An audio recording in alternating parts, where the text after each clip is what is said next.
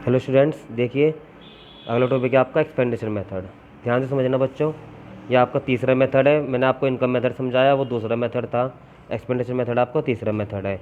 अब पहला मेथड रह जाएगा आपका। पहला मेथड का नाम है बच्चों वैल्यू एडिड मेथड। ये आपको बाद में समझाया जाएगा। मंडे से तो आपके जो है रिवीजन स्टार्ट हो जाएगा। तो एक्सपेंडिचर मेथड देखिए, आज का और कल का दिन है आपका, इसे समझने की कोशिश करना। एक्सपेंडिचर मेथड क्या है बच्चों, देखिए ध्यान से। फाइनल कंजप्शन एक्सपेंडिचर, आपको क्वेश्चन में डाटा मिलेगा। आज मैं सोर्स क्वेश्चन सोल्व करके भी दिखाऊंगा आपको। इसमें है बच्चे, पहला है आपका फाइनल कंजप्शन एक्सपेंडिचर। ठीक, क्वेश्चन में आपको फाइनल कंजप्शन एक्सपेंडिचर मिलेगा। अब ये होता क्या है, इसके बारे में मैंने आता समझ लीजिए, कोई बात नहीं। अब वो पहले वाला तो था बच्चों इनकम के अकॉर्डिंग, यानी कि हमारी इनकम के अकॉर्डिंग नेशनल इनकम निकाल ली।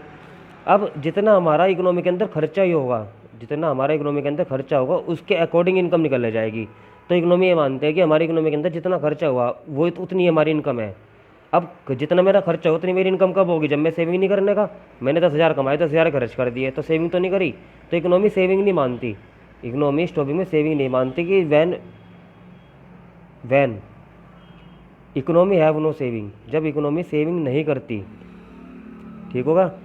All of the income have to be expend, सारी इनकम जो अगर से इनकम इकोनॉमी खर्च कर देती है तो उसके अकॉर्डिंग जितना हमारा खर्चा होगा उतनी मेरी इनकम होगी। तो फाइनली जो हम खर्चा करेंगे, अब खर्चा कौन करेगा, या तो गवर्नमेंट करेगी, खर्चा या तो गवर्नमेंट करेगी या फिर प्राइवेट करेंगे। तो फाइनल कंजप्शन एक्सपेंडिचर दो पार्ट है बच्चों, या तो गवर्नमेंट के अकॉर्डिंग खर्चा होगा गवर्नमेंट फाइनल कंजप्शन एक्सपेंडिचर, या फिर प्राइवेट के अकॉर्डिंग खर्चा होगा प्राइवेट फाइनल कंजप्शन एक्सपेंडिचर। तो फाइनल कंजप्शन एक्सपेंडिचर के दो पार्ट बना दिए, या तो गवर्नमेंट के द्वारा सारा खर्चा होगा फाइनली, प्लस प्राइवेट के द्वारा होगा। तो गवर्नमेंट का खर्चा प्लस प्राइवेट का खर्चा, वो बनेगा आपका फाइनल कंजप्शन एक्सपेंडिचर। कौन सा बचेगा बच्चों, प्राइवेट प्लस गवर्नमेंट। तो गवर्नमेंट प्लस प्राइवेट दोनों को मिला के जो आपका खर्चा होगा फाइनल कंजप्शन एक्सपेंडिचर कहलाएगा। Is that clear.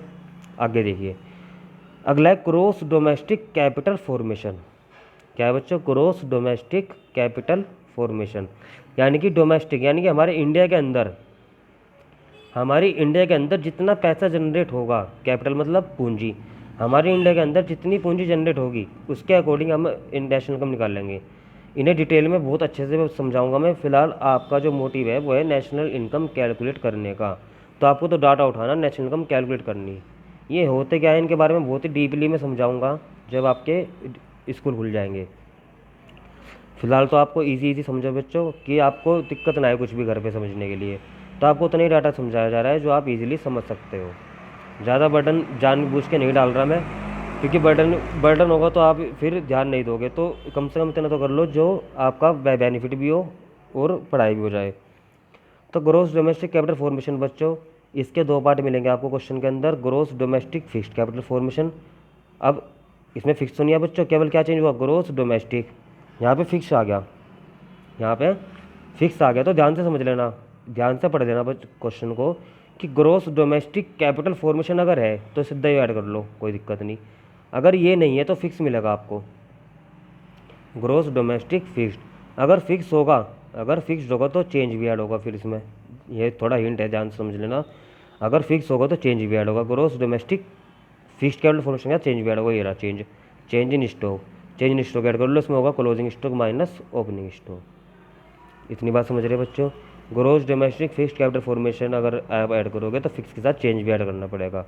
अगर सीधा ही ऐड कर लिया ग्रोस डोमेस्टिक कैपिटल फॉर्मेशन तो कोई जरूरत नहीं, इन दोनों को इग्नोर कर दियो, क्योंकि आपने बाप को ऐड कर लिया तो बेटे को ऐड करने की कोई दिक्कत नहीं, मेन ऐड कर लिया तो पार्ट को ऐड करने की क्या जरूरत है आपको।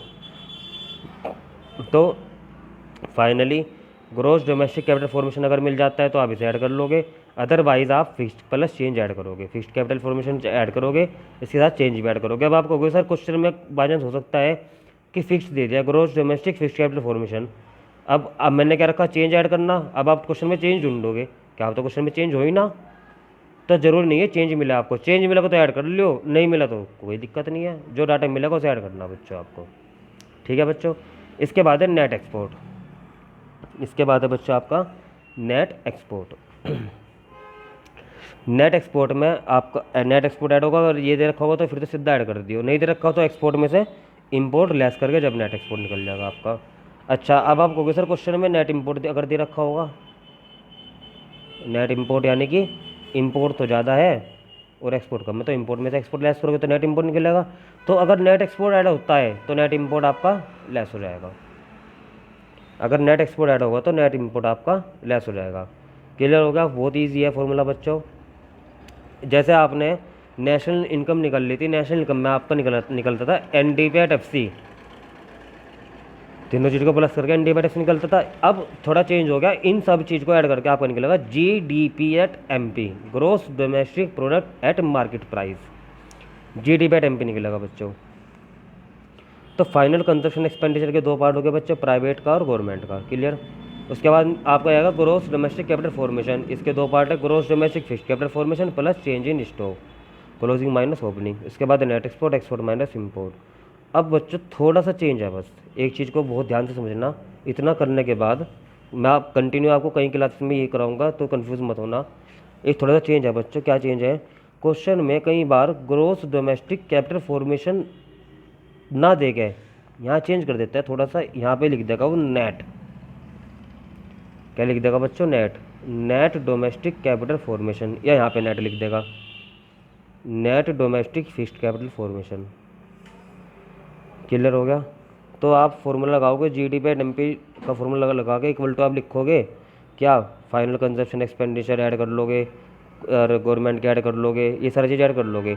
अगर आपको नेट मिलेगा बच्चों तो काट के यहाँ N रख लियो। अगर आप ग्रोस वाला ऐड करोगे तो GDP/MP निकलेगा। अगर GDP/MP निकालते हुए आप इसमें अंदर क्वेश्चन में gross domestic capital formation add कर रहे तो आपका GDP/MP ही निकलेगा। लेकिन अगर आप GDP/MP निकालते हुए ग्रोस नहीं दे रखा उसने, तो आपको दे रखा net domestic capital formation. Gross नहीं दे रखा आपको उसने, तो आपको दे रखा नेट डोमेस्टिक कैपिटल फॉर्मेशन।